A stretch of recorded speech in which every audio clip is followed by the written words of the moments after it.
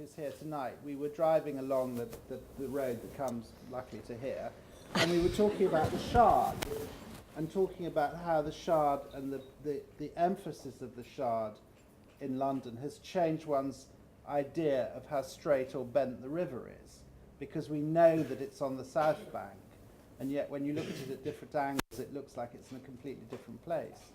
Now, for me, I want to see things like that happening.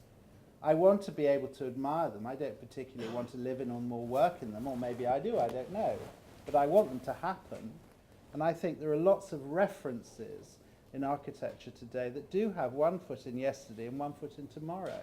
And I think that's really important. I don't think the Shard is considered brutalism, is it? I mean, we might consider It's quite sharp. It's quite sharp. But I think, like in Moscow, you see sort of communist architecture, which is pretty brutal sometimes. But then I think if you can strip it back, sometimes the shapes and the proportions are good. And I agree with Sue that if the proportions are right, you can really do anything you like. You can work with something. Funny enough, only today I was laying out or looking at some layouts of fireplaces, and we had chosen to put a brutalist fireplace in an entire page, and it needed, first the art director had originally put it as a sort of a quarter of a page, where it looked, it was lost. What it needed was a brutal presence.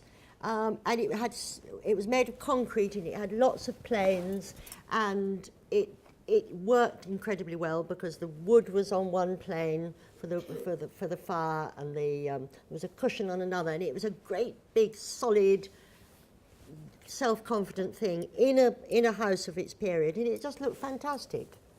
I have a feeling that the house that I was going to do in China was so brutal it had been knocked down before I got there. So I can't really say that was pretty brutal and pretty beautiful because it was all a pile of stones on the floor. It's a very good question, that, actually, wasn't it? Yeah. Very good question.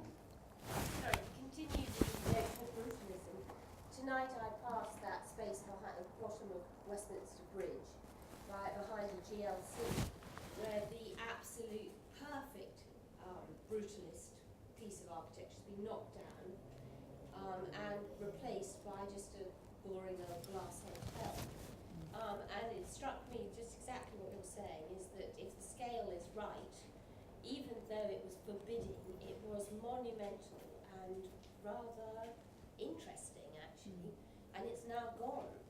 And I think that, brutalism, monumentalism, but if it's in the right place, it's good.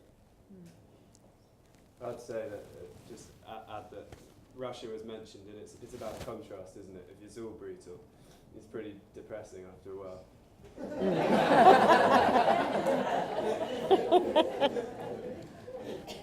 If function comes before form, is beauty essentially trivial in the kind of whole scale of things? No, I don't think beauty is ever trivial, do you? No. But anyway, beauty is in the eye of the beholder. The success should be the marriage of all of it together, surely. If something doesn't work, I cannot think of anything that really doesn't work or is uncomfortable or even hurtful that is also beautiful. Because it's annoying. Isn't it? Well, it is annoying if it doesn't work, isn't it? So, yes, I think you're right.